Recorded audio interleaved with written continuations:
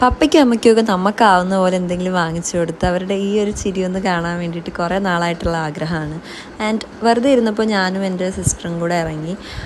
ഞാനും കൂടെ ആദ്യം പോയത് ഓട്ടോയിലോട്ടാണ്. ഓട്ടോയിൽ നിന്നാണ് പപ്പ നോർമലി ഷർട്ടൊക്കെ എടുക്കാറ്. അപ്പോൾ ഞാൻ വിചാരിച്ചു ഇപ്പോൾ ഒരു കല്യാണം വരുന്നുണ്ട്, അപ്പോൾ ഒരു മുണ്ടിൻ്റെ കൂടെ ഇടാൻ പറ്റുന്ന രീതിക്കുള്ളൊരു ഷർട്ട് എടുത്ത് കൊടുക്കാമെന്ന്. അങ്ങനെ നമ്മൾ രണ്ടുപേരും കൂടെ പോയി മുണ്ടിൻ്റെ കൂടെ ഇടാൻ ചേരുന്നൊരു ഷർട്ടാണെന്ന് തോന്നിയത് എടുത്തിട്ട് നമ്മൾ ബില്ല് ചെയ്തിട്ട് ഇറങ്ങി നമ്മൾ നേരെ പോയത് അന്നപൂർണ്ണയിലോട്ടാണ്. അഭിയാണെങ്കിൽ ഓരോ ദിവസം ഓരോ വാച്ചിട്ടുണ്ടാണ് വരാം. ഇനി അഥവാ ഞാനത് ശ്രദ്ധിച്ചില്ലെങ്കിൽ അവനെ ഇങ്ങനെ ശ്രദ്ധിപ്പിക്കുകയും ചെയ്യും. നമ്മൾ ബട്ടൂരയും ദോശയൊക്കെയാണ് കഴിക്കാൻ വാങ്ങിച്ചത്. വെജ് ഫുഡ് എനിക്ക് എന്നും ഒരു കംഫർട്ട് ഫുഡാണ്. അപ്പോൾ അങ്ങനെ വലിയ ഹെവി ആയിട്ടൊന്നും കഴിക്കുന്നുമില്ല. എന്നിട്ട് നമ്മുടെ വയറ് നിറയും. നല്ല ടേസ്റ്റും ഉണ്ടായിരുന്നു. ആൻഡ് അത് കഴിഞ്ഞ് നമ്മളിത് വീട്ടിൽ കൊണ്ടുപോയി പപ്പയും അമ്മയും ഒന്ന് സർപ്രൈസ് ചെയ്യിക്കുന്നൊരു പരിപാടിയാണ്. നമ്മൾ പപ്പയ്ക്ക് ഗിഫ്റ്റ് ഒന്നും ഉണ്ടെന്ന് പറഞ്ഞില്ല. അപ്പോൾ നമ്മളത് അമ്മയുടെ കയ്യിൽ കൊടുത്തിട്ട് അത് അമ്മയുടെ ഗിഫ്റ്റ് ആണെന്ന് പറഞ്ഞതിൻ്റെ റിയാക്ഷനാണ് പപ്പയ്ക്ക്.